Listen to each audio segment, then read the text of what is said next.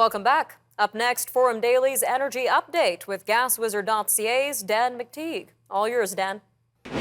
Thank you very much for that, Nima. And it's been a pretty busy week here at GasWizard.ca and my work with Canadians for Affordable Energy. We are now approaching, once again, record high prices across much of the country. And don't worry, if you haven't seen those records, you will begin to see them very quickly. By the way, just before we get into the across the country version, it's interesting to see that President Biden now is on bended knee, having to really eat crow over recognition of Crown Prince bin Salman as the de facto leader of Saudi Arabia. It goes to show you just how deep entrenched the green policies of the Biden administration, which of course are mirrored here in Canada by the Trudeau's government to drop emissions and to tax the daylights out of people and to block our pipelines, are coming back to have a real negative effect, certainly on your political fortunes. But here's what Saudi Arabia and others in OPEC are saying. Yeah, we'll give you a little bit more oil. We'll probably next couple of months increase it 200,000 barrels a day. But look, 8 of the last 10 months, OPEC's decision to increase production by about 400,000 barrels has never been met. They're still short 2.5 million barrels. So for what it's worth, I would take everything that's said there with a grain of salt. Most importantly, I think it's the most interesting part, is that their Saudi Arabian energy minister basically said North Americans who believe they can live without oil and gas are living in la la land. I agree with him wholeheartedly, and that's where it ends. Look, gasoline across Canada is likely to increase to record levels. I mentioned Vancouver on Saturday. We'll see 233.9 by Sunday. You're going to be dealing with all-time new record, probably 235 a liter. Victoria won't be very far behind. Even Alberta, Calgary, Edmonton, and all those major cities in that province are going to be testing new levels. They're at 188 right now.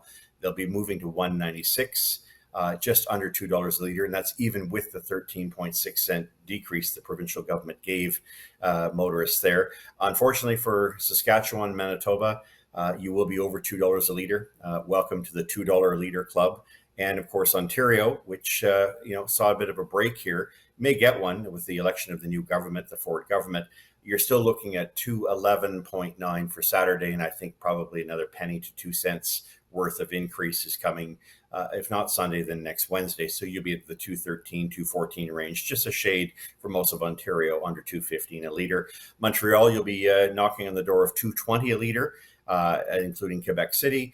And of course, you look at the Maritimes, which are now in the 208 range in Nova Scotia, 207, 208 in New Brunswick, and same for PEI. We're looking at, Nima, at a scenario where in Newfoundland, although it's dropped to 217, it's likely to head right back up even after the government dropped taxes there by about 7 cents a liter.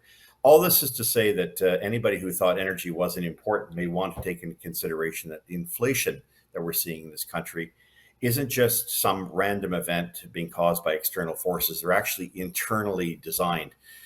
You see the weakness in the Canadian dollar, which destroys our purchasing power. It takes 126 pennies to buy a US dollar. We purchase everything based on that currency in this country, and we value everything based on that currency in this country, has been diminished to a large extent by the fact that we no longer sell oil and no longer have the pipeline capacity. More importantly, imagine if we hadn't killed Energy East, and imagine if we hadn't killed the Northern Gateway pipelines, and we hadn't messed around with activists on the Trans Mountain expansion. We'd be able to give the 3 million barrels that Europe desperately needs now that it has decided to rightfully sanction and cut off Russia.